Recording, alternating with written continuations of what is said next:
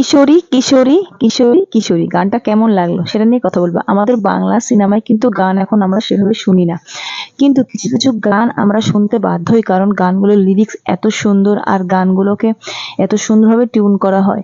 তো এই গানটা নিয়ে আমি কথা বলবো, কারণ গানটা আমার সত্যি দুর্দান্ত ভালো লেগেছে।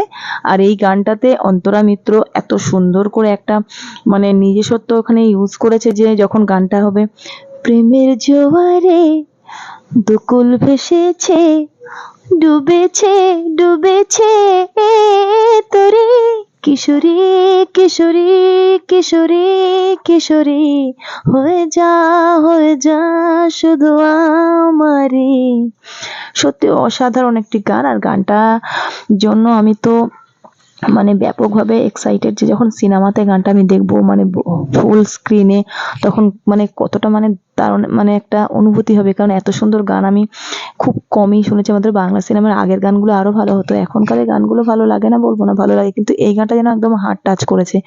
তো এই গানটার জন্য ওয়েট করে রয়েছি। তো এই গানটার জন্য আমি তোমাদের একটা আমি কোশ্চেন রাখবো, যে এই গানটাতে তোমাদের কোন সিনটা ভালো লেগেছে সেটা জানাবে প্লিজ কমেন্ট করে। আর আমি নেক্সট দিন যেদিন ভিডিওটা করব সেদিন কিন্তু আমি এটাই বলবো, যে এই গানটায় কারা কারা রিলস করেছো।